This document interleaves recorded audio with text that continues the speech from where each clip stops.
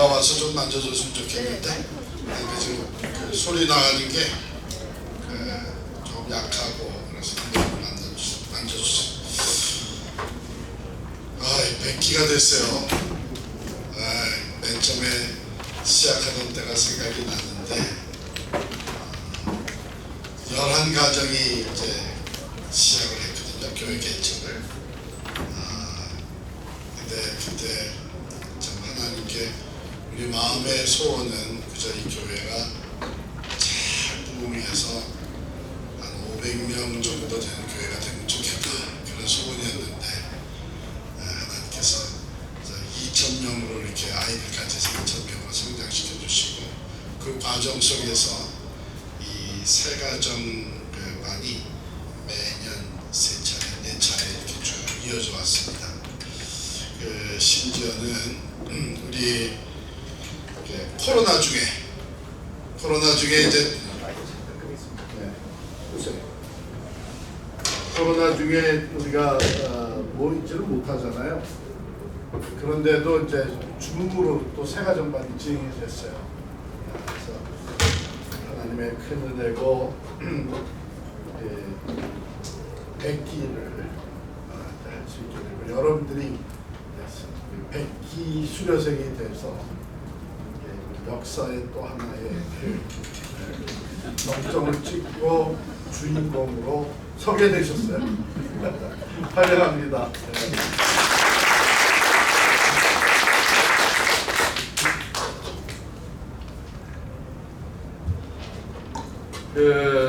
새 가정반은 내용을 여러분께서 이제 다 보시겠지만 새로운 건 아니고 교회 다니신 분들한테는 다 익숙하게 아시는 내용이에요. 그런데 왜 이것을 이제 했느냐? 여기에 이제 개인적인 간증이 있는데요.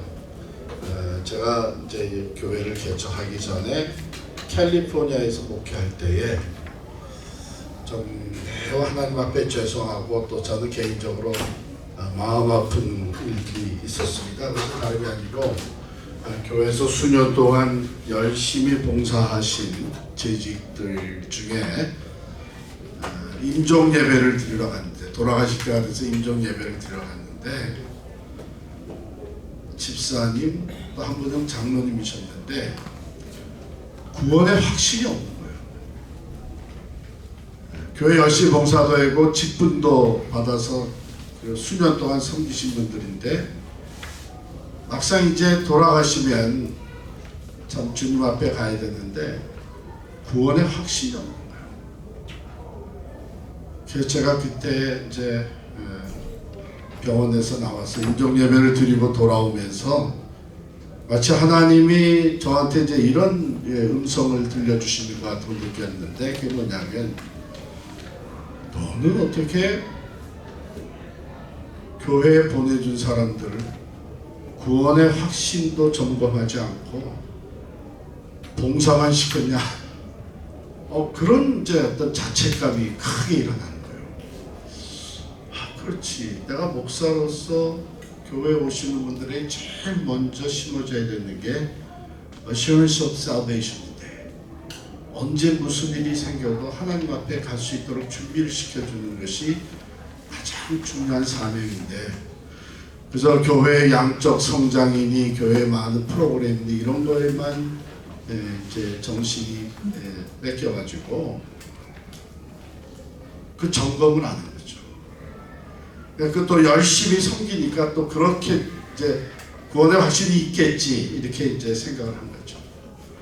그러고 나서 나중에 좀 이렇게 관심을 가지고 살펴보니까 적지 않은 사람들이 교회 생활은 오래 했는데 구원의 확신이라는 걸 잘 모르는 사람들이 계셨어요.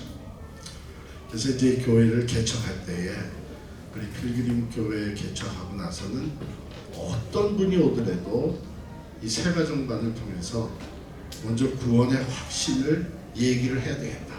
또 구원의 확신을 가지도록 인도를 해야 되겠다. 이렇게 이제 시작이 돼서 저희 교회는 이제 모든 분들이 심지어는 새로 부임하는 우리 목회자들도 이 세 가정반을 해야 됩니다. 그래서 그걸 다 해서 지금 100기까지 됐어요. 그래서 여러분 이번 공부하면서도 1과 2과 3과 4과는 바로 이제 구원의 확신에 관한 내용입니다. 하나님이 누구시냐, 죄가 무엇이냐, 우리의 죄를 대속하시는 예수님은 누구냐, 우리는 어떻게 구원을 받느냐, 이제 이 얘기를 이제 가장 기본적인 건데, 그래도 참 많은 분들이 다 알고 있었던 내용인데 세 가정만을 통해서 잘 정리되고 또 확신을 갖게 돼서 은혜가 됐다, 이런 분들이 참 많았어요. 그러고 나서 이제 그 교회 생활에 대해서, 우리 교회가 속해 있는 교단에 대해서, 그리고 교회 생활에 대해서 하게 됐는데, 여러분들은 참 다행스러운 게 이게 원래 8주 동안 했었습니다. 근데 좀 이렇게 1과 2과 묶어가지고 오늘 하고 뭐 이렇게 해서 5주에 끝나는 거죠. 예. 보니까 뭐 5주에 끝내도 다 소화하실 수 있는 분들이 오신 것 같아요. 기도하고 하겠습니다. 하나님 아버지, 참 감사합니다. 우리 필그림 교회 시작은 미약했지만 하나님께서 부흥시키시고 창대케 하시고, 무엇보다도 선교적 교회로 하나님의 나라를 세우는 일에 우선순위를 두게 하심을 감사합니다. 100기에 이르기까지 베풀어 주신 모든 은혜, 하나님의 은혜요 하나님께 영광을 올려드립니다. 오늘 100기에 참석하시는 한 사람 한 사람 하나님 함께 하시고, 이 공부를 통해서 예수님을 통한 하나님과의 관계가 깊어지게 하시고, 구원과 영생의 기쁨이 넘치게 하여 주시고, 이제 이 복음을 또한 이웃에게 전하며 살아가는 저희들이 되게 해 주옵소서. 예수님 이름으로 기도하옵나이다. 아멘. 자, 1과 펼치시면 말씀드린 대로 하나님은 누구시냐 하는 내용입니다. 우리가 하나님에 대해서 어떻게 알 수 있을까요? 여러분들이 생각해 볼 때 하나님에 대해서 사람들이 어떻게 알 수 있는가, 하나님을 알 수 있는 길이 어떤 것들이 있는가, 뭐가 있죠? 네? 말씀, 성경 말씀, 또 네? 자연. 왜냐하면 하나님이 창조하신 자연이기 때문에 그 피조물들을 보면서 우리 또 하나님을 알 수가 있죠. 또 나 자신도 하나님 만드셨고, 또 좀 중요한 말씀을 하셨는데, 하나님이 모든 사람에게 로마서에 보면 하나님을 알만한 것을 두셨다. 그런데 어떤 분들은 그것은 인간에게 주어진 종교성을 말한다. 또 어떤 사람들은 그건 인간에게 준 양심을 얘기한다. 근데 하여간 하나님이 이걸 우리에게 주셨어요. 네. 그래서 나 자신의 삶, 나 자신을 보면서 특별히 내 안에 하나님을 허락하신 그 양심이나 종교성, 하나님 알죠. 한 사람만 더 얘기해 보시죠. 네? 간증은 뭐냐면 다른 사람이 경험한 하나님에 대해서 들으면서 하나님이 그런 분인가 보다. 또 그 사람들이, 이미 예수를 믿는 사람들이 살아가는 모습을 보면서 저들이 이렇게 사는 거 보니까 하나님이 이런 분인가 보다. 이렇게 다양한 방법을 알 수 있는데, 가장 좋은 길은 하나님의 말씀입니다. 하나님이 성경 말씀을 통해서 하나님이 누구신가를 알려주시는데, 그래서 우리는 성경을 하나님의 계시의 책이다, 하나님이 자기를 밝히 나타내 보여주신 말씀이다, 이렇게 얘기를 합니다. 성경은 하나님에 대한 지식을 담은 책입니다. 하나님께서 자신을 계시한 책, 즉 하나님이 자신은 어떤 분이시고 어떻게 우리가 그분과 올바른 관계를 가질 수 있는지 인류에게 알려주신 책입니다. 이 메시지를 전달하기 위해 여러 가지 문체가 사용되었습니다. 그래서 넘어가기 전에 하나님이 자신을 알려주기 위해서 기록하게 한 책이 성경책이라면 성경은 우리가 어느 부분을 읽든지 간에 가장 먼저 던져야 되는 질문이 뭘까요? 이 말씀에, 이 부분에 나타난 하나님은 어떤 분이신가요? 이게 가장 먼저 던져야 되는 질문이에요. 왜? 성경을 기록하게 하신 목적이 그거거든요. 하나님이 자신에게 나타내 버렸습니다. 물론 사람들이 성경을 접할 때에 다양한 방법으로 이제 접근을 합니다. 이게 역사적이고 윤리 도덕적이고 뭐 그런 게 있겠지만 가장 중요한 것은 우리가 성경을 통해서 하나님을 알게 되는 것, 하나님을 더 깊이 만나는 것. 자, 하나님은 이 메시지를 전달하기 위해 여러 가지 문체를 사용하게 하셨는데 그 문학적으로 볼 때, 문서적으로 볼 때 어떤 장르들이 성경에 있죠? 소설과 이야기가 있고 시가 있고 역사서가 있고 예언서가 있고 서신, 편지까지 다양한 게 있었어요. 이제 다양한 장르. 그래서 여러분 사실은 우리가 성경 공부를 좀 이제 깊이 하다 보면 제일 먼저 살펴야 되는 게 이거는 어떤 장르의 책인가. 그거에 따라서 우리가 해석하는 방법이 좀 달라지죠. 자, 이 다양한 장르들 중에서 하나님을 묘사하는데 매우 효과적인 매개체가 있는데 그것이 시입니다. 왜 그럴까? 저는 왜 시가 분명히 읽어보면 시편을 통해서 하나님이 어떤 분이신가를 가장 많이 알게 됐는데 왜 그럴까 했더니 시는 때로 이제 우리의 그 생각, 지식, 이 한계를 뛰어넘는 어떤 표현력을 가지고 있어요. 그래서 하나님의 하나님 되심을 표현할 때 우리는 시적인 표현을 의해서 하나님을 알게 될 뿐만 아니라 느껴볼 수 있는 그런 것이기 때문일 것이다 이렇게 생각을 하는데요. 자, 그러면 먼저 시편 97편 1절부터 9절을 찾으셔서 여러분과 제가 교독을 하겠습니다. 시편 97편. 참고로 저희 교회에서는 뭐 예배들이 있어서 알겠지만 성경을 개역 개정 성경을 사용하고 있죠. 그래서 시편 97편 1절부터 9절까지 교독합니다. 제가 먼저 1절을 읽겠습니다. 여호와께서 다스리시나니 땅은 즐거워하며 허다한 성은 기뻐할지어다.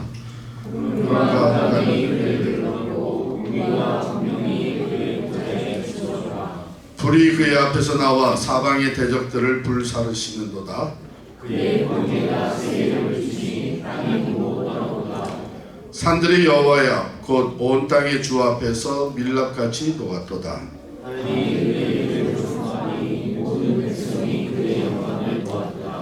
조각한 신상을 섬기며 허무한 것으로 자랑하는 자는 다 수치를 당할 것이라. 너희 신들아 여호와께 경배할지어다.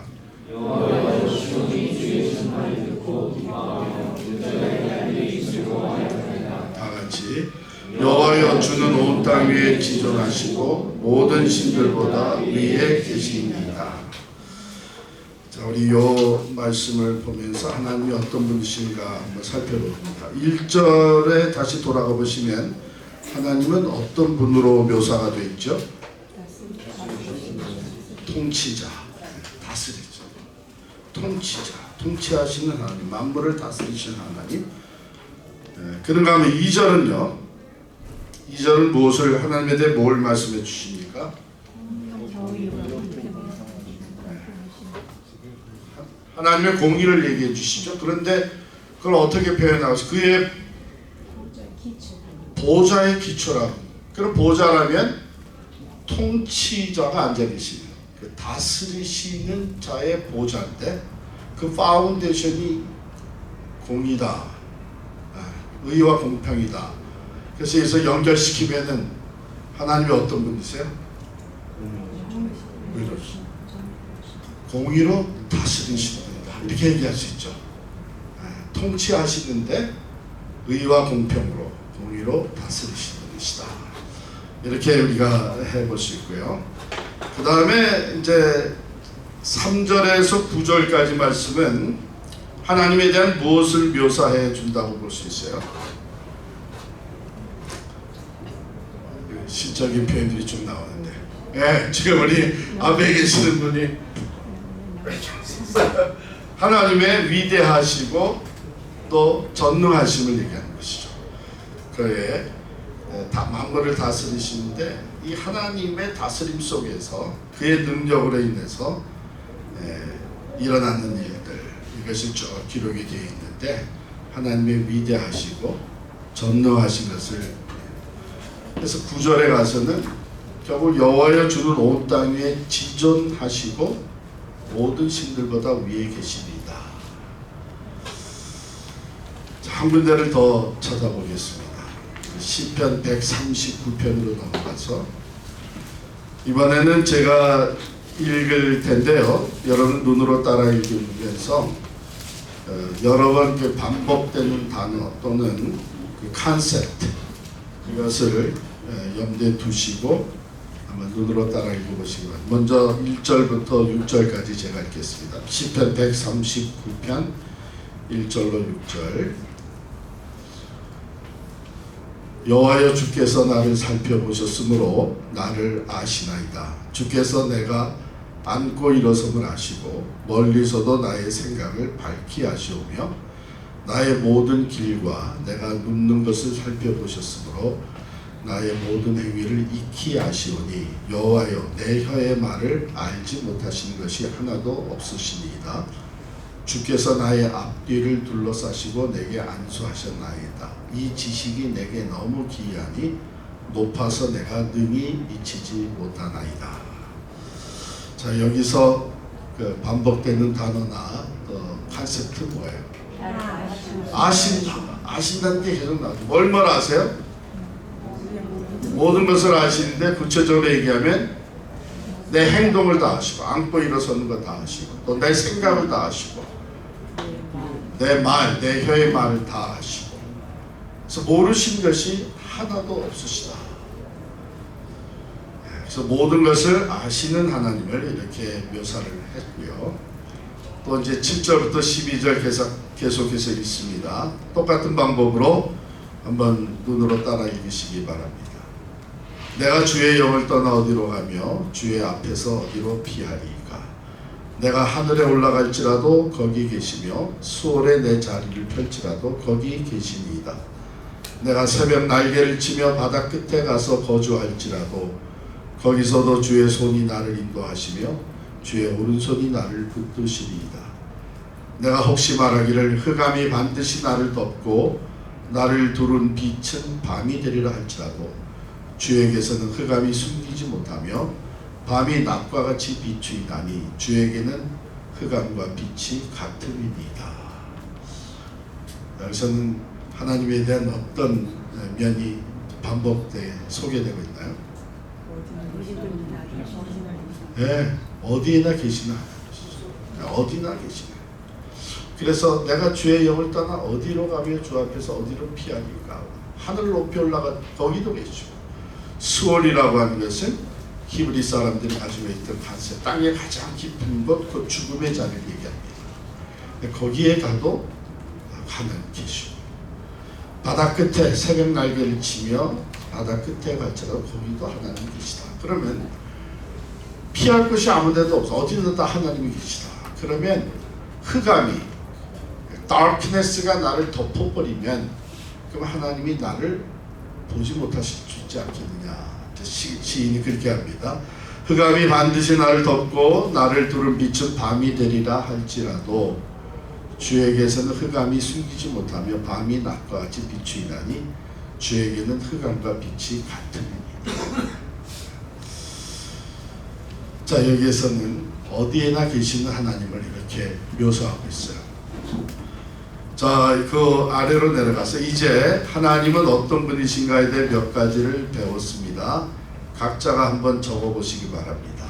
그래서 우리 위에 1번 시편 97편 1절과 9절에서 하나님이 어떤 분이신가 살펴본 것과 2번 시편 139편에서 살펴본 그 하나님에 대한 묘사를 이제 여러분의 문장으로 정리한 겁니다. 문장은 이렇게 시작되죠. 하나님은, 그래서 하나님이 어떤 분이신가 요약해서 적어보시기 바랍니다.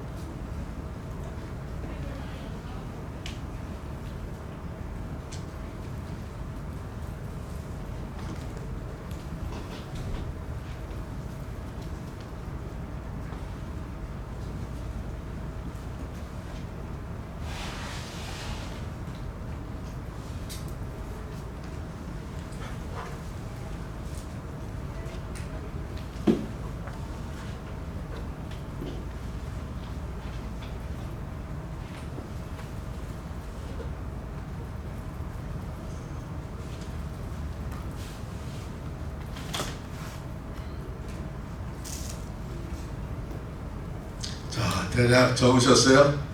이제는 테이블에 계신 분과 옆에 계신 분과 내가 적은 것을 한번 나눠보시는 거예요. 예. 이거 이제 서로 점수 매기는 거죠. 예. 한번 나눠보세요. 뭐라고 적으셨는지.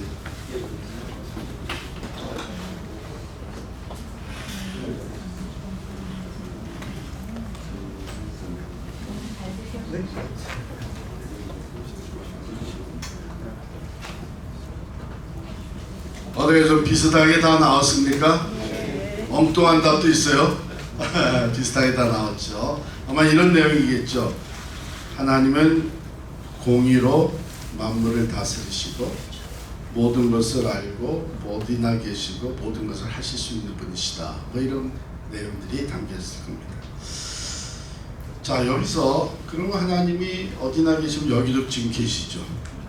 모든 것을 알고 계시면 우리 한 사람 한 사람에 대해서 다 알고 있죠. 우리 서로 잘 몰라요, 그죠? 네. 그러나 다 알고 계시죠. 그러면 이제 우리의 관심사는 바로 이런 거랑 비슷하죠. 나에 대해서 모든 것을 다 알고 계시면서 나를 어떻게 생각하실까? 제가 이제 가끔 이제 외부의 집회를 나가면 예배 끝나고 나오면서 어떤 분이 목사님 안녕하세요. 오늘 예배 은혜로웠습니다. 말씀 좋았습니다. 목사님 저를 잘 모르지만 저는 목사님 잘 알아요. 설교도 많이 들어 뭐 이런 얘기를 해요. 나를 잘 아신다. 뭘 알고 계시는 건가? 저 지금 나에 대해서 어떻게 생각해요? 와서 인사하신 거 보니까 좋게 생각하시는 것 같아요. 이제 그런 생각이 들잖아요. 그러니까 하나님이 우리에 대해서 모든 것을 다 알고 계시는데 다 알고 계시면서 그러면 나에 대해서 어떤 생각, 나를 어떻게 대하시는가? 이게 이제 우리의 관심사가 되는데요. 우리 신약으로 넘어가서 요한일서 4장 7절로 10절까지 말씀을 우리 합독하겠습니다. 요한일서 4장 7절로 10절. 잘 아시는 말씀인데 같이 읽겠습니다. 사랑하는 자들아, 우리가 서로 사랑하자. 사랑은 하나님께 속한 것이니 사랑하는 자마다 하나님으로부터 나서 하나님을 알고 사랑하지 아니하는 자는 하나님을 알지 못하나니 이는 하나님은 사랑이심이라. 하나님의 사랑이 우리에게 이렇게 나타난 바 되었으니 하나님이 자기의 독생자를 세상에 보내시면 그로 말미암아 우리를 살리려 하심이라. 사랑은 여기에 있으니 우리가 하나님을 사랑하는 것이 아니요 하나님이 우리를 사랑하사 우리 죄를 속하기 위하여 화목제물로 그 아들을 보내셨습니다. 자, 여기에서는 하나님을 어떻게 정의하고 있습니까? 하나님은 어떤 분으로 디파인하고 있죠? 하나님은 사랑이시다. 하나님은 사랑이시다. 자, 그러면 하나님이 우리를 어떻게 대하고 계신다고 말씀하세요? 하나님이 우리를 사랑하신다고 그러죠. 너무 문제가 쉬우면은 괜히 답을 하기가 그거예요. 그 무슨 함정이 있나. 네. 그게 아니고 하나님은 사랑이시고 하나님은 우리를 대할 때 우리를 사랑하신다. 그 하나님의 사랑은 어떻게 나타났나요? 예, 독생자를, 가장 귀한 독생자를 세상에 보내셔서 우리 죄를 속하기 위한 제물로 아들을 보내시는 것. 그러니까 이 사랑이 어떤 이론적이고 추상적인 것이 아니고 실제적으로 나타났는데 독생자 예수 그리스도를 화목제물로 삼으시는 그런 사랑으로 나타납니다. 여러분, 사실은 이게 질문이 너무 쉽지만 우리가 아주 중요한 메시지를 이렇게 전하는데요. 여기서 우리는 뭘 보게 되냐면 하나님의 사랑이 우리 인간들의 사랑과 다를 수밖에 없다는 것을 보게 돼요. 우리 인간의 사랑은 다분히 내가 사랑하는 대상에 의존하고 있습니다. 그 얘기는 뭐냐면 내가 오늘 어떤 사람을 사랑하다가 그 대상이 변하면 내 사랑도 변해요. 그래서 그렇게 사랑하던 사람들이 이제는 원수가 되는 것도 봐요. 뭐 하는 얘기가 뭐냐면 You're different. 내가 사랑한 사람은 지금 당신이 아니야. 당신이 이런 사람이 아니었어. 이래서 그게 이제 하나의 이해인데 인간의 사랑은 다분히 우리가 사랑하는 대상에 의존되어 있습니다. 그래서 그 대상이 변하면 그 대상을 향한 내 사랑도 변합니다. 그런데 하나님의 사랑은 그 대상에 의존하고 있지 않습니다. 하나님의 사랑은 자기 자신에 의존하고 있어요. 그리고 하나님 자신은 그 본성이 사랑입니다. God is love. 이건 변할 수 없는 거죠. 그래서 우리가 얘기할 때 하나님은 죄인도 사랑하신다. 이게 때로는 이해가 안 가요. 왜냐하면 우리의 사랑으로 보게 되면 그게 가능한가? 왜 우리는 그렇게 가치 있고 존귀하게 해서 사랑을 했는데 그 사람이 나한테 손해를 끼쳤다, 내 마음을 상하게 했다, 또는 죄를 범했다 하게 되면 그 사랑이 바뀌는 거잖아요. 그래서 우리는 그게 잘 이해가 안 가요. 하나님이 죄인도 사랑하신다. 근데 그 이유는 하나님의 사랑은 다른 대상에 의존하지 않고 하나님 자신에 의존한다. 이렇게 얘기를 합니다. 그 본성이 사랑이기 때문에 변하지 않는 사랑이죠. 그래서 이 질문이 굉장히 중요한데 하나님은 어떤 분이시냐? 하나님은 사랑이시다. God is love. 그게 본성이에요. God's nature. 그렇기 때문에 우리를 사랑하신다. 그러니까 우리가 어떤 상황에 있는지 상관이 없어요. 우리를 사랑하신다. 모든 것을 알고 계시면서 먼저 우리를 있는 그대로 사랑하죠. 그리고 우리를 향한 그 사랑이 독생자를 내어주시는 놀라운 십자가의 사랑으로 우리에게 실제적으로 나타나는 것이죠. 그래서 사도 바울은 로마서 5장에 보면 우리가 아직 죄인 되었을 때에 하나님이 우리를 위하여 독생자를 보내시고 우리를 향한 그의 사랑을 온전히 나타내 보여주셨다. 이렇게 얘기를 합니다. 그러니까 참 얼마나 귀해요.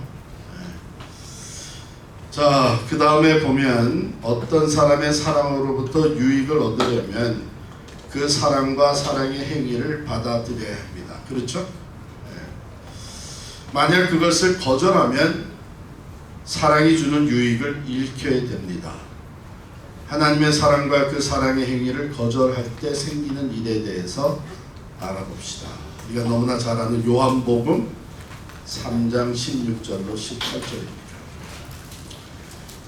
요한복음, 저는 미국에 맨 처음에 왔더니 이게 기독교 국가구나 이렇게 느껴진 게 여기저기 존 3:16이 있는 거예요. 어떤 사람들은 자기는 앞마당에다가 이렇게 존 3:16 펜바를 꽂아놓고, 또 운동 경기 갔더니 또 관중석 중에 벌쩍 일어났는데 보니까 존 3:16, 또 그 유명한 풋볼 코너백 중에 티보라고 하는 사람이 있죠. 여기에다가 존 3:16을 이제 새겨놓고 자기가 이제 스코어를 하면은 이렇게 딱 무릎 꿇고 기도하는 모습을 취하는, 바로 그 존 3:16입니다. 요한복음 3장 16절에서 18절까지 다 같이 한 목소리로 읽겠습니다. 시작. 하나님이 세상을 이처럼 사랑하사 독생자를 주셨으니 이는 그를 믿는 자마다 멸망하지 않고 영생을 얻게 하려 하심이라. 하나님이 그 아들을 세상에 보내신 것은 세상을 심판하려 하심이 아니요 그로 말미암아 세상이 구원을 받게 하려 하심이라. 그를 믿는 자는 심판을 받지 아니하는 것이요 믿지 아니하는 자는 하나님의 독생자의 이름을 믿지 아니하므로 벌써 심판을 받은 것이니라. 자, 여기서 하나님이 사랑하신다 그랬는데 하나님의 사랑을 거절한 결과는 무엇입니까? 심판이죠. 멸망입니다.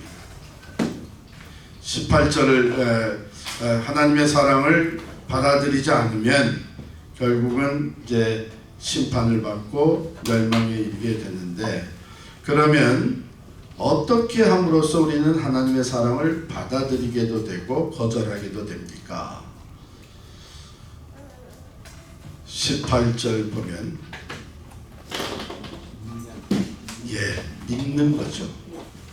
하나님의 독생자의 이름을 믿지 않으면 심판을 받고 그를 믿는 자는 심판을 받지 아니한다. 또 36절에 내려가 보면 아들을 믿는 자에게는 영생이 있고 아들에게 순종하지 아니하는 자는 영생을 보지 못하고 도리어 하나님의 진노가 그 위에 머물러 있느니라. 그래서 우리가 이제 믿음이라는 단어를 굉장히 많이 사용을 하잖아요. 그러면 그 우리 믿음 생활의 시작이라는 것은 도대체 우리가 뭘 믿는 거냐?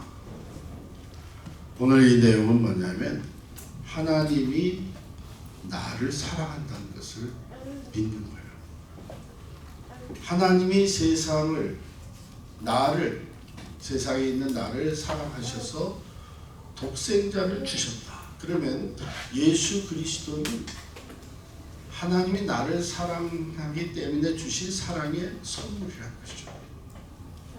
하나님이 세상을 나를 사랑해서 독생자를 주셨으니 이는 저를 믿는 자마다, 즉 그 사랑을 받아들이는 자마다 그 사랑이 주는 유익을 얻게 되는데, 그것이 뭐냐면 멸망치 않고 영생을 얻게 된다. 자, 그런데 보면 우리가 이제 우리 일상에서 누가 잘 알지도 못한 사람인데 선물을 이쁘게 포장해가지고 제가 이것을 드립니다. 왜 나한테 주시죠? 제가 사랑하기 때문에 그렇습니다. 당신이 날 사랑할 이유가 없는데 이러면서 거절하게 되면 그 안에 아무리 좋은 게 들어있어도 나에게 좀 더 유익이 안 되는 것이죠. 근데 우리 사람들 중에는 하나님이 나를 사랑하는 이유가 있나? 나는 하나님 앞에 사랑받을 만한 가치가 없는 사람인데 내가 살아온 삶의 여정을 보면 하나님이 다른 사람은 사랑할 수 있을지 몰라도 나 같은 죄인은 사랑할 이유가 없는데, 이런 생각이 우리에게 들 때가 있어요. 그래서 거리끼게 되고 하나님 정말 나 같은 사람도 사랑하실까? 근데 성경은 분명히 뭐라고 얘기하냐면 하나님 사랑한다는 거예요. 하나님 세상을 사랑한다는 거예요. 나에 대해서 우리에 대해서 모든 것을 다 알고 있으면서 사랑하시고 그 사랑이 독생자 예수 그리스도를 통해서 우리에게 주어졌다는 겁니다. 그러면 내가 믿는다는 것은 예수님을 믿는다, 예수님을 받아들인다는 것은 무엇을 의미하는가 하면 하나님의 사랑을 내가 받아들이는 거예요. 나 같은 것도 하나님 사랑하신다는 것을 감사함으로 받아들이게 되면 그 예수 안에 영생이 주어져 있는데 그것이 내 것이 됩니다. 그래서 일과를 제가 잠깐 요약을 합니다. 하나님께서는 주권적으로 통치하시고 우리가 살펴봤죠. 시편에서 의롭고 공평하고 권능이 크시며 우리에 대한 모든 것을 아실 뿐 아니라 우리가 피할 수도 없는 분이십니다. 그는 또한 우리를 위해 독생자를 죽게 할 정도로 우리를 사랑하시는 분임을 배웠습니다. 요약하자면 하나님은 공의와 사랑의 하나님. 이것은 하나님의 본성입니다. 바뀔 수 없는, 변할 수 없는 God's nature요. 공의와 사랑. 그리고 전지전능부소부재하신 하나님. 이것은 하나님의 신적인 특성입니다. 사람은 이렇게 될 수가 없어요. 그러나 하나님은 전지하신 모든 것을 알고 계시고 전능하시고 모든 것을 하실 수 있고 무소부재하다. 아니 계신 것이 없이 어디나 계십니다. He's everywhere. 그래서 이 두 가지 여러분께서 꼭 기억할 하나님은 본질적으로 공의와 사랑의 하나님이시다. 그리고 하나님의 그 신적인 특성은 전지전능 무소부재하신 분이시다. 자, 그런데 만약 우리가 믿지 않으므로 예수 그리스도 안에 나타난 하나님의 사랑을 거부한다면 정죄받습니다. 왜 그것을 거부한다고 해서 정죄받습니까? 굉장히 나이스한 제스처도 아니에요? 하나님 저를 사랑할 이유가 하나도 없습니다. 저는 사양하겠습니다. 그렇다고 해서 정죄받아요? 왜? 그 이유는 이미 우리가 죄인이기 때문에 이미 죄인이기 때문에 하나님의 진노가 머물게 되는 것이죠. 그 다음 과는 바로 그 죄에 대해서 이제 우리가 나누게 되는데 넘어가기 전에 제가 여러분께 이제 프레드 크레닥이라는 신학교 교수를 통해서 들은 얘기를 전하려고 해요. 프레드 크레닥이라고 하는 신학교 교수는 신학교의 그 설교학 교수였습니다.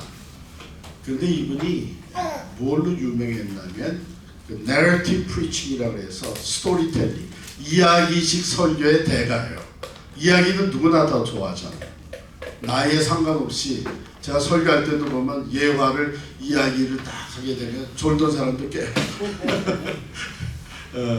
이야기. 근데 이분이 이제 설교를 이제 그렇게 narrative preaching의 대가인데 목사면서 또 신학교 설교학 교수다 보니까 아마 이제 휴가를 잘 즐기지를 못하는 거예요. 그걸 우리가 유명세라고 하죠.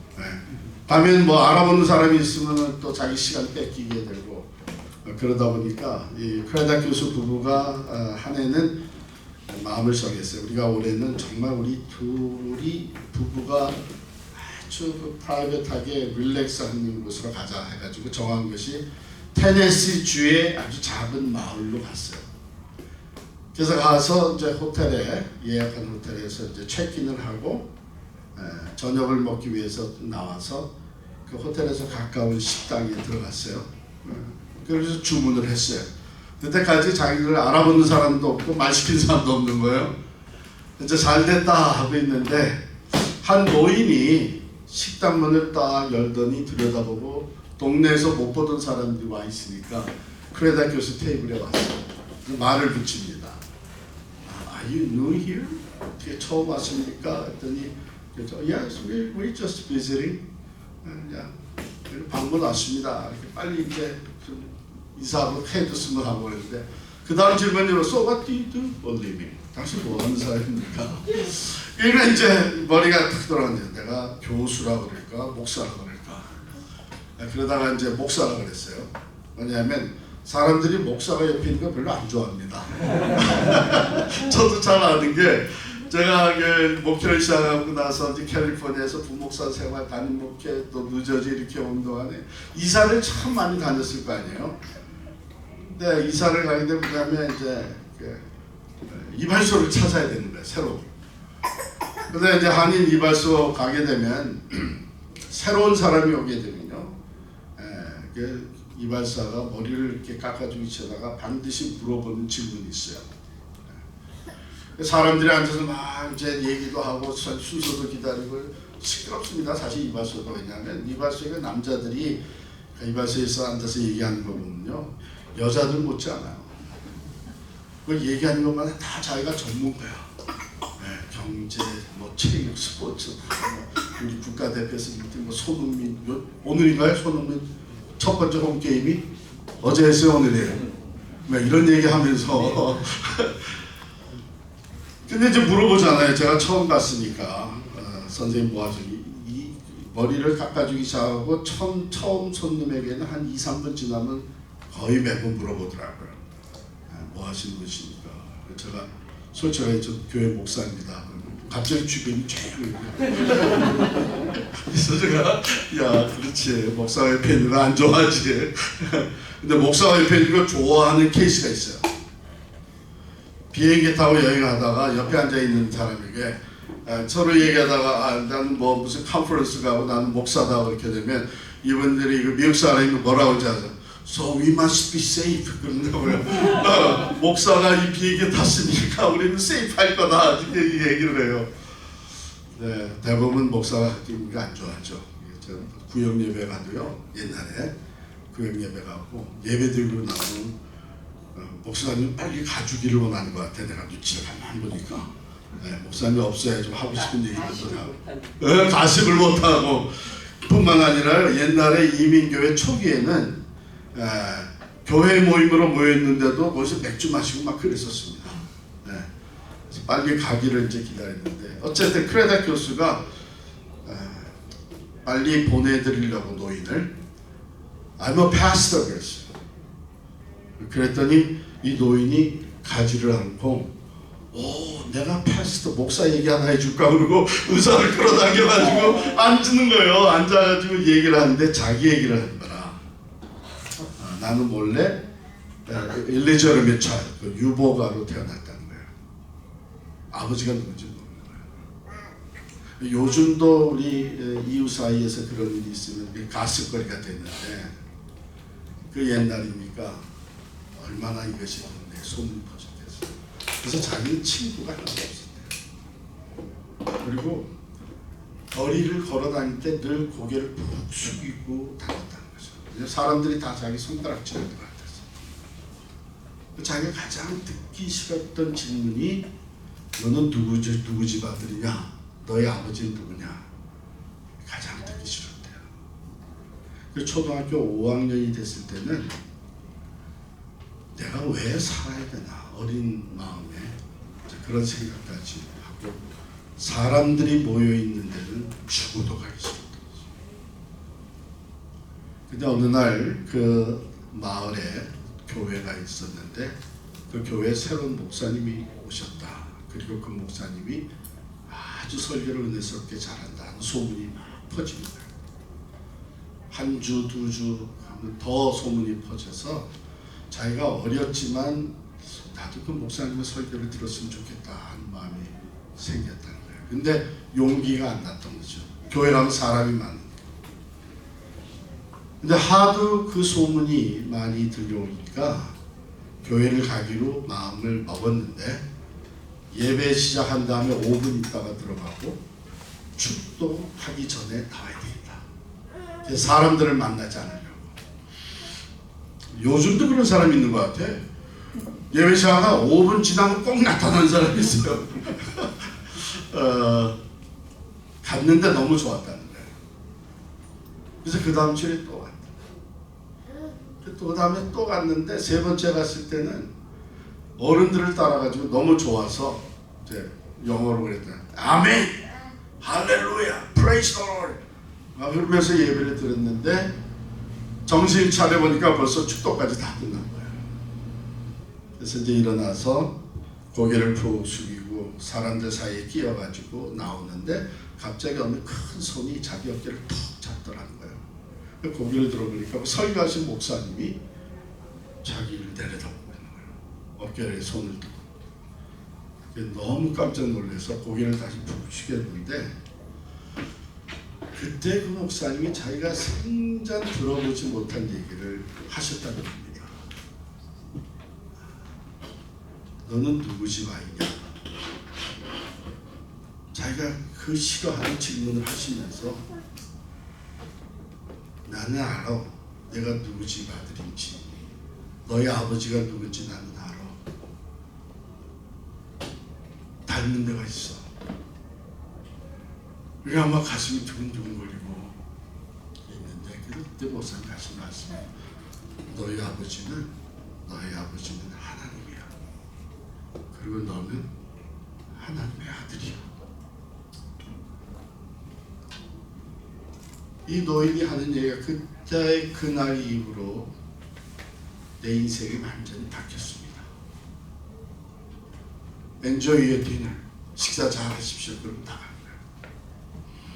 거예요. 웨이트레스가 음식을 갖다가 놓으면서 Do you know who that is? 지금 나간 사람이 누군지 아세요? 그랬더니 No.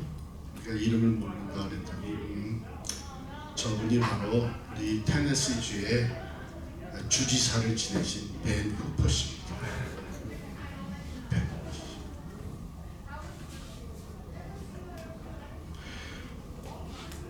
하나님이 나를 사랑하시는 나의 아버지라는 것을 어려서 깨닫게 되면서 그 인생이 완전히 바뀌어요. 자신감이 생기는 거죠. 하나님을 의지하게 되는 거죠. 여러분, 신앙이라는 게 그렇게 복잡하고 어려운 게 아닙니다. 우리 신앙은 관계인데, 즉 하나님이 나를 사랑하신다. 나에 대한 모든 것을 알고 계시면서 나를 있는 그대로 받아주시고 사랑하시는 나의 아버지라는 것을 내가 믿음으로 받아들이는 거예요. 거기서 관계가 형성이 되는 거예요. 그 사랑을 받아들이면서 우리는 예수 안에 주어지는 그 구원과 영생의 축복을 또 누릴 수 있게 됩니다. 그런데 그것을 거절하게 되면 이제 정죄받는다 그랬잖아요. 2과로 넘어가겠습니다. 죄와 죄의 결과인데 또 너무나 여러분 잘 아시는 겁니다. 창세기 1장, 원래 창세기 1장부터 11장은 모든 것의 기원을 얘기해 주는 거예요. 만물이 어떻게 생겨났냐, 사람이 어떻게 만들어졌냐, 언어가 어떻게, 문명이 어떻고, 이런 죄가 어떻고, 이게 모든 것의 시작을 얘기해 주는 것인데, 거기서 우리 죄의 시작에 대해서 한번 살펴볼까요? 창세기 1장 26절부터 31절까지 말씀 합독해서 읽겠습니다. 창세기 1장 26절부터 31절까지 같이 읽습니다. 시작. 하나님이 이르시되 우리의 형상을 따라 우리의 모양대로 우리가 사람을 만들고 그들로 바다의 물고기와 하늘의 새와 가축과 온 땅과 땅에 기는 모든 것을 다스리게 하자 하시고, 하나님이 자기 형상 곧 하나님의 형상대로 사람을 창조하시되 남자와 여자를 창조하시고, 하나님이 그들에게 복을 주시며 하나님이 그들에게 이르시되 생육하고 번성하여 땅에 충만하라. 땅을 정복하라. 바다의 물고기와 하늘의 새와 땅에 움직이는 모든 생물을 다스리라 하시니라. 하나님이 이르시되 내가 온 지면에 씨 맺는 모든 채소와 씨 가진 열매 맺는 모든 나무를 너희에게 주노니 너희의 먹을 거리가 되리라. 또 땅의 모든 짐승과 하늘의 모든 새와 생명이 있어 땅에 기는 모든 것에게는 내가 모든 풀을 먹을 거리로 주노라 하시니 그대로 되리라. 하나님이 지으신 그 모든 것을 보시니 보시기에 심히 좋아하더라. 저녁이 되고 아침이 되니 이는 6째 날이니라. 자, 27절을 보면요. 하나님과 인간과의 기본적 관계는 무엇입니까?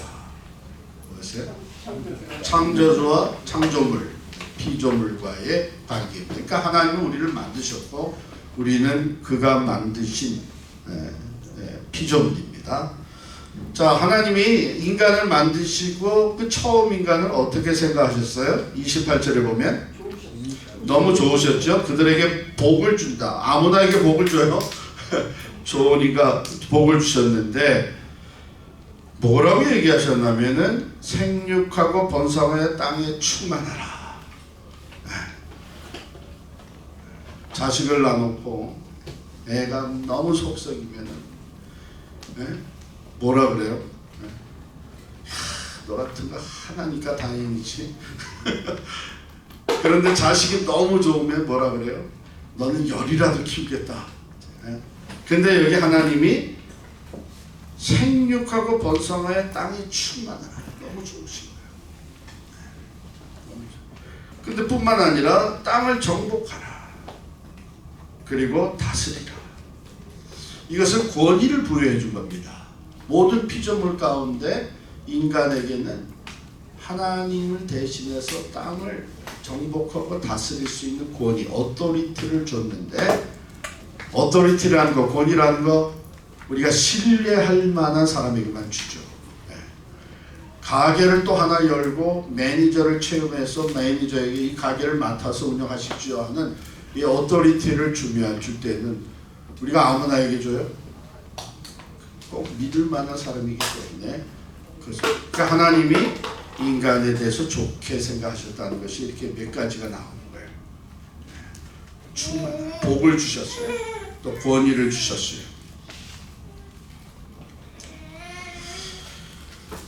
자, 제가 한 가지 묻겠습니다. 하나님이 천지를 창조하시며 첫날 뭐 만드시고 보시기에 좋았더라. 둘째 또 뭐 만드시고 보시기에 좋았더라. 저녁이 되고 아침이 되니 또 만드시고 보시기에 좋았더라. 그런데 나중에는 보시기에 심히 좋았더라. 그럼 언제 그렇게 하셨어요? 사람을 만들고는 사람을 보시고는 보시기에 심히 좋았더라고 우리는 알고 있고 또 어쩌면 그렇게 배웠어요. 근데 성경은 그렇게 얘기 안 해요. 성경 뭐라고 얘기해요? 31절에 보니까 하나님이 그 지으신 모든 것을 보시니 보시기에 심히 좋았더라. 어쩌다가 이런 일이 발생했는지 모르겠어요. 저도 나중에 신학교 가서 성경을 혼자 깊이 읽다가 내가 배운 거랑은 다르네. 내가 알고 있는 건 다르네. 뭐 그거 아니에요. 일으킬 수 있지만 여러분 성경은 분명히 하나님이 지으신 모든 것을 보시니 심히 좋았다. 이렇게 되겠습니다. 그럼 그 모든 것을 보셨을 때 뭘 보셨을까? 물론 거기 사람도 포함이 되어 있죠. 근데 뭘 보셨을까요? 창조의 완성을 보신 것이죠. 모든 것이 이제 창조가 끝났습니다. 그러니까 하나님의 뜻대로, 하나님의 계획대로 완전하게 창조된 것을 보시고 심히 좋았고, 거기에 한 가지 더 언급한다면 그 모든 피조물들이 이루고 있는 조화를 보신 거예요. 우리가 무지개가 아름답잖아요. 빨주노초 파남고 색깔 하나하나가 참 좋습니다. 아름다워요. 그런데 그 색깔들이 조화를 이루고 무지개를 이루고 있는 거 보고 와! 하늘에 보면 무지개가 이게 나타났는데 절반만 나타났는데도 그거 사진 찍느라고 너무 좋은 거예요. 조화. 여러분 여기서 사실은 완전히 다른 메시지가 나와요. 오랫동안 우리는 하나님이 인간을 보시고는 심히 좋아하셨다 해서 우리가 인간이 만물의 영장이고 모든 피조물들이 뛰어나고 그래서 인간을 보시기에 이렇게 메시지가 나갔는데 성경적으로 보게 되면 그게 아니라 모든 피조물들의 조화. 그러니까 인간이 만물의 영장이라도 다른 피조물들을 함부로 대해서는 안 되는 거예요. 조화를 이룰 수 있어요. 하나님의 창조의 목적을 설명할 수 있어요. 지금 만물의 영장이라는 인간들이 조화를 이루고 있는 하나님의 그 피조물들을 사실은 많이 파괴하고 있잖아요. 그 결과를 우리 스스로가 당하고 있잖아요. 여러분, 이것은 우리 신앙생활에도 굉장히 중요한 메시지인데, 우리가 교회를 이루고 있잖아요. 교회를 이루고 있는 우리 한 사람 한 사람을 보실 때에 하나님이 참 좋아하십니다. 그런데 우리들이 예수 그리스도 안에서 서로 사랑하며 조화를 이룰 때에 하나님은 더 좋아하십니다. 제가 딸이 셋이에요. 조심해서 얘기하라고 그러더라고요. 제 와이프가 어디 가서 딸만 셋이라고 그러지 말고, 네? 딸이 셋이라고 그랬지 왜 꼭 딸만 셋이라고 그러냐. 네, 어감이 다르니까. 딸이 셋이. 이 애들이 다 이제 성장을 했어요. 그래서 뭐 때가 되면 선물을 해주잖아요. 좀 차이가 있어. 좀 경제적으로 여유가 있는 딸이 있고 그렇지 못한 딸이 있어. 여러분, 제일 기쁜 때가 언제인지 아세요?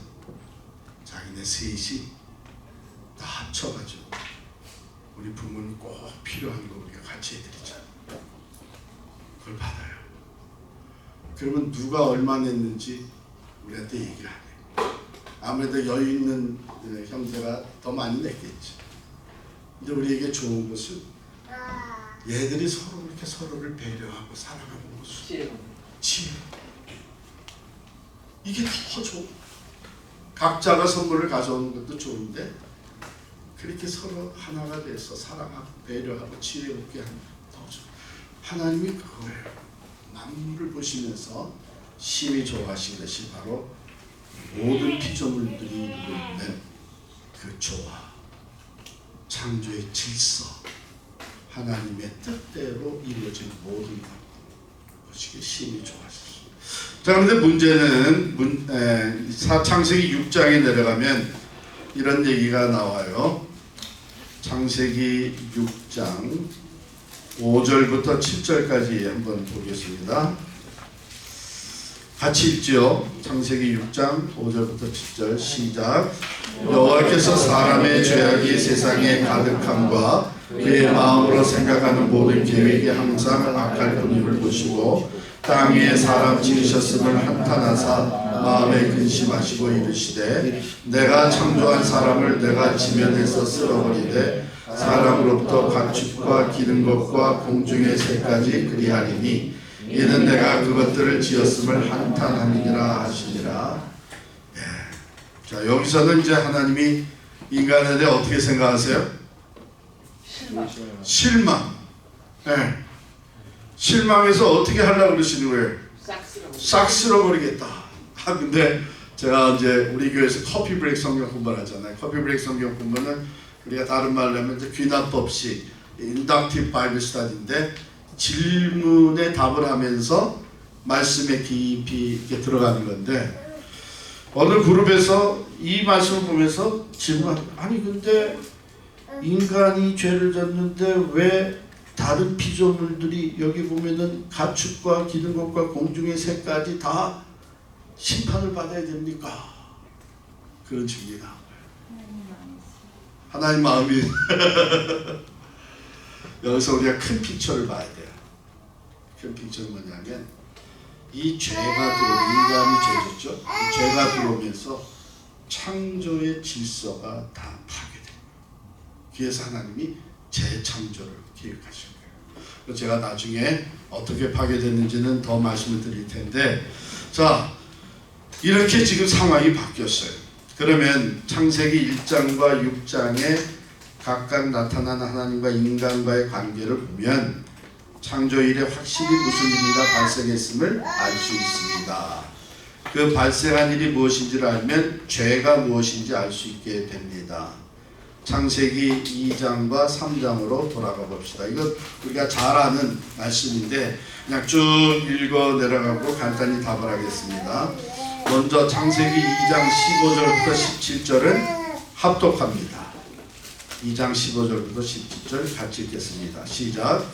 여호와 하나님이 그 사람을 이끌어 에덴 동산에 두어 그것을 경작하며 지키게 하시고 여호와 하나님이 그 사람에게 명하여 이르시되 동산 각종 나무의 열매는 내가 임의로 먹되 선악을 알게 하는 나무의 열매는 먹지 말라. 내가 먹는 날에는 반드시 죽으리라 하시니라. 이 말씀이 있고요. 이제 3장으로 넘어가서 1절부터 7절까지는 저와 여러분이 교독합니다. 제가 먼저 1절 읽습니다. 그런데 뱀은 여호와 하나님이 지으신 들짐승 중에 가장 간교하니라. 뱀이 여자에게 물어 이르되 하나님이 참으로 너희에게 동산 모든 나무의 열매를 먹지 말라 하시더냐. 여자가 뱀에게 말하되 동산 나무의 열매를 우리가 먹을 수 있으나 동산 중앙에 있는 나무의 열매는 하나님의 말씀에 너희는 먹지도 말고 만지지도 말라 너희가 죽을까 하노라 하셨느니라. 너희가 그것을 먹는 날에는 너희 눈이 밝아져 하나님과 같이 되어 선악을 알 줄 하나님이 아심이니라.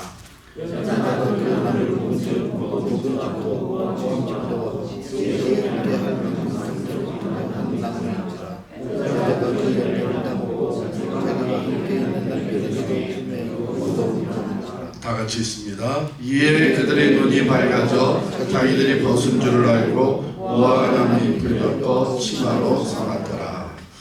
한마디로 얘기하면 무슨 일이 발생했죠? 네, 금단의 열매를 따먹었어요. 먹지 말라고 했어요. 열매, 선악과를 따먹었습니다. 자, 이 이야기에는 하나님과 처음 인간 외에 누가 관련돼 있어요? 뱀은 지금 누구를 얘기하는 거예요? 사탄을 얘기하죠. 자, 하나님의 명령과 경고에 대해서 뱀은 무엇이라고 말했습니까? 먼저 하나님의 명령과 경고는 뭐예요? 명령은 뭐죠? 먹지 마라. 경고는 뭐예요? 죽는다. 반드시 죽는다. 거기에 대해서 뱀은 뭐라고 얘기했죠? 먹어라. 죽지 않는다. 똑똑해진다. 하나님과 같이 선악을 아는 일에 될 것이다. 사는 같이 된다. 그러니까 완전 정반대를 얘기한 거예요. 그죠? 하나님 먹지 말라 그랬는데 사탄은 먹어라. 반드시 죽는다 그랬는데 죽지 않는다. 오히려 하나님과 같아진다. 자, 아담과 하와는 하나님과 뱀 중 어느 쪽을 믿었습니까? 뱀의 말을. 이것을 우리가 원죄라고 얘기하죠. 오리지널 신. 그러면 아담과 하와가 하나님께 불순종한 것은 무엇에서 비롯되었는가? 하나님에 대한 불신이죠. 하나님의 말씀이 분명히 먹지 말라, 먹으면 죽는다 했는데 뱀의 이야기를 들으면서 하나님의 말씀에 대한 불신이 생겼어요. 그래서 따먹었어요. 이게 죄의 기원입니다. 그러니까 종합해 볼 때의 죄란 무엇인가? 하나님을 신뢰하지 않으므로 내 마음대로 생각하고 행동하는 것이 죄이죠. 그래서 죄의 시작은 불신에서 왔다. 하나님을 신뢰하지 않는 데서 왔다. 하나님께서 인간을 악하다고 보게끔 만든 것이 무엇인지 알게 되었습니다. 이것이 성경이 말하는 죄, 즉 하나님을 의지함이 없이 행동하는 것, 하나님께서 우리에게 말씀하신 것을 믿지 않고 우리 멋대로 하는 것의 본질입니다. 이게 죄의 본질, 불신에서 나오는 불순종이죠. 구약의 선지자는 이렇게 말했습니다. 우리는 다 양 같아서 그릇 행하여 각기 제 길로 갔거늘. 죄는 행위를 열거함으로써 정의를 내릴 수 없습니다. 물론 죄는 결과적으로 성경이 죄악이라고 부르는 행위들을 초래합니다. 그러므로 죄가 병이라면 죄악은 증상입니다. 한의원을 찾아가는 이유가 뭐예요? 원인 치료를 하는 한의원이기 때문에 찾아가는 거죠. 증상. 저는 이런 참 놀라운 것을 경험을 저희 교회가 개척한 지 얼마 안 돼가지고 아직 교인이 한 40-50명밖에 모이지 않을 텐데 김용진 목사님이라는 분이 찾아오셨어요. 이분은 미국에서 유학하면서 크리미널리지 범죄학을 전공하고 박사학위를 받아서 펜 스테이트 유니버시티에서 범죄학 강의를 하던 교수였습니다. 근데 이분이 찾아와서 하는 얘기가 범죄학에서 얘기하는 넘지 못하는 벽이 있는데 그 재범률을 제 기억에 78%인가 그거보다 낮출 수가 없다는 거예요. 그런데 교도소는 다 뭐예요? 교화 프로그램, 커렉션 센터 그렇게 얘기하잖아요. 그런데 실제로는 78% 재범을 막을 수가 없다. 그걸 더 낮출 수가 없다. 그런데 그분이 어느 날 얘기를 들은 거예요. 브라질에 민간 교도소가 생겼는데 기독교 교도소가 생겼는데 거기서 출소한 사람들, 거기서 재범률이 5%로 떨어진 거예요.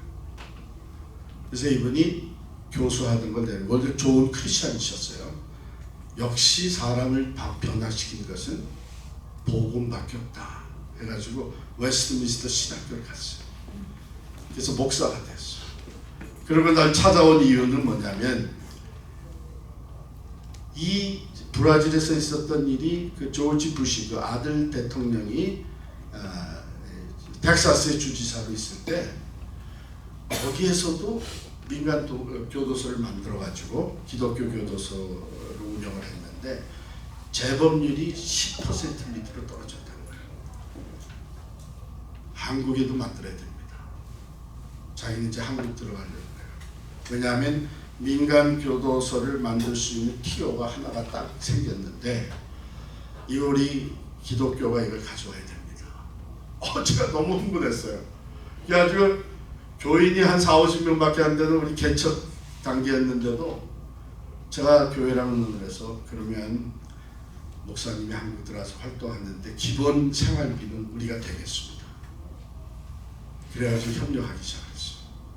그래서 이분이 가서 우리 크리스천들 중에 교도관들 만나고 검사들 만나고 또 교회 지도자들 만나고 하면서 이 티오를 이제 따냈어요. 따내가지고 어느 큰 교회가 앞장서서 한국에도 기독교 교도소가 생겼습니다. 아가페 교도소가. 이제 그 세월이 흘렀어요.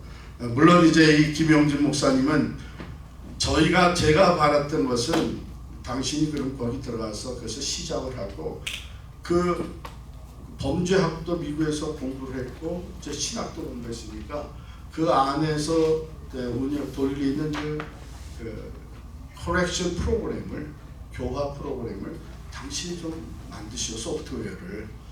그래서 그렇게 하기로 했는데 이 사람이 나중에 거기 더 있지 못하고 다시 나왔어요. 그게 뭐냐면 앞장섰던 교회들이나 또 자기 사람들이 있는 거예요. 그래서 자기 사람들을 이제 채용해서 운영을 하니까 이분은 나와가지고 나중에 여러분 혹시 프리즌 펠로십이라고 미국에서 하는 게 있는데 척 홀슨이라는 사람이 시작한 겁니다. 이 사람이 리처드 닉슨 대통령 때 특별 보좌관으로 있다가 그 워터게이트 사건 생각나시죠? 거기에 연루돼가지고 잡혀 들어가서 닉슨 대통령은 그냥 하야하고 끝났는데 그분은 7개월을 이제 감옥살이를 했어요. 근데 거기서 변화됐어요. 그래서 척 홀슨이 나와서 시작한 게 프리즌 펠로십이고 그것이 이제는 전 세계로 프리즌 펠로십 인터내셔널로 확장되어 있습니다. 그래서 거기에 이제 이 김용진 목사님이 들어가셔서 지금은 그 아프리카의 말라위에서 사역을 하고 있어요. 근데 몇 년 지나서 제가 한국에 나가서 그 앞장서서 한국의 기독교 교도소를 설립한 교회 지도자들, 그 교회 목사님하고 만났어요. 그래서 그럼 여기서는 어떠냐 그랬더니 한국에서도 3% 떨어진 거예요. 재범률이. 그러니까 복음은 파워가 있는 거예요. 사람을 변화시키고. 교도소에 들어가 있으면 당분간 증상은 없어집니다. 왜냐하면 철저하게 가둬두고 감시를 하니까 증상은 없었죠. 그런데 병은 그대로 있어요. 나오면 다시 또 증상이 나다. 그런데 하나님께서 바로 예수 그리스도 안에서 우리를 새로운 피조물로 만들어 주시면서 죄 문제가 해결이 되는 것이죠. 이와 같이 죄는 행위를 열감으로써 정의를 내릴 수는 없고, 결국은 죄가 병이라면 죄악이 증상인데 우리 증상만 가지고 얘기하는 것이 아니라 그 죄의 병에 대해서 얘기를 하는 것이죠. 마가복음 7장 20절부터 23절은 여러분께서 그냥 개인적으로 읽어보시면 됩니다. 여기에 보면 바로 이 죄가 인간 세상에 들어오면서 이것이 번져나가는 걸 얘기합니다. 사람이 먹는 것이 우리를 입으로 들어가는 것이 우리를 더럽게 하는 것이 아니라 실제적으로 더럽게 만드는 것은 우리 안에서부터 나오는 것이다. 우리 안에서 나오는 악한 생각, 질투, 거짓, 이런 것들이 쭉 퍼져나가면서 인간관계를 더럽히고 사회를 더럽히고 하는 것이다. 그리고 죄라는 것은 행위만 얘기하는 게 아니고 우리의 생각, 우리의 말, 우리의 행동을 다 포함한 것이다. 자, 그래서 죄 아래, 죄를 짓고 쫓겨났잖아요, 아담과 하와가. 그 이후에 모든 인류는 죄 아래 태어납니다. 그러니까 이 죄성을 가지고 태어난 거예요. 6페이지 마지막에 보면 우리는 하나님께서 우리를 사랑하신다는 것을 이미 알고 있습니다. 그러면 죄에 대해서는 어떻게 생각하는지 알아봅시다. 이제 시편 5편 4절 6절.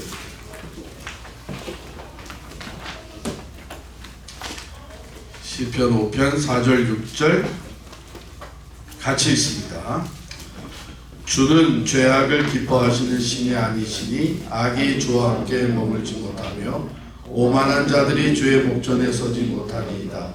주는 모든 행악자를 미워하시며 거짓말하는 자들을 멸망시키시리이다. 여호와께서는 피 흘리기를 즐기는 자와 속이는 자를 싫어하시나이다.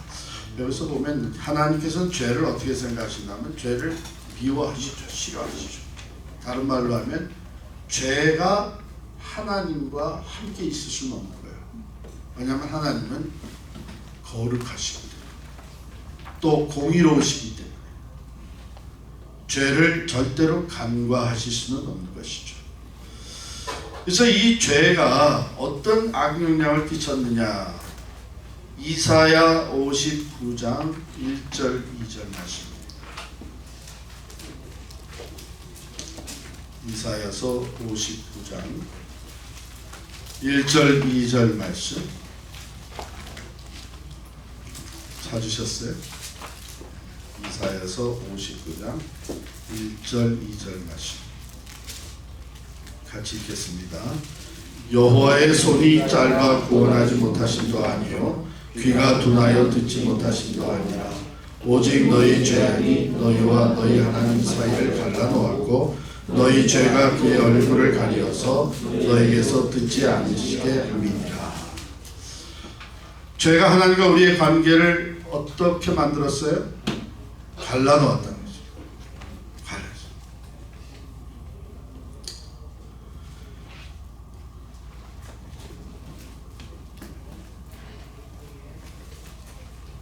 로마서 6장 23절.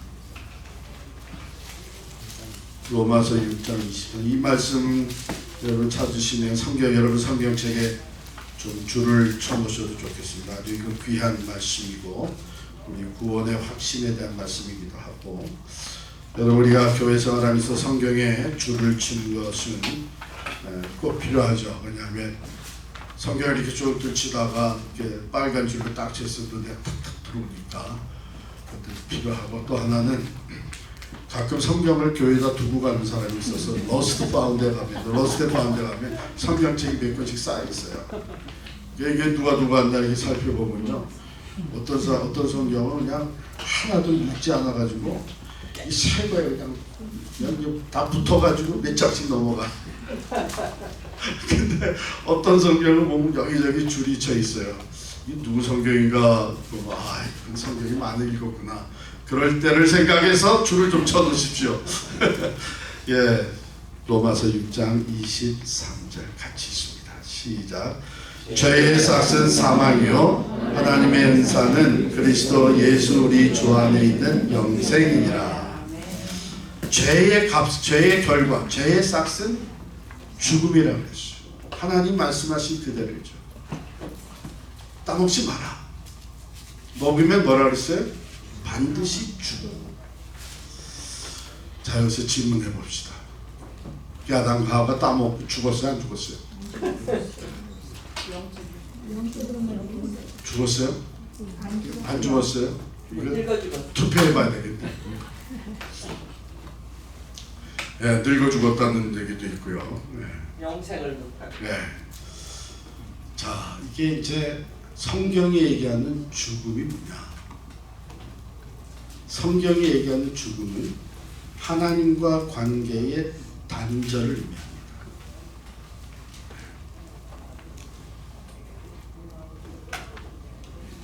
본래 인간이 창조될 때에 하나님이 인간을 하나님의 형상대로 만들었어요.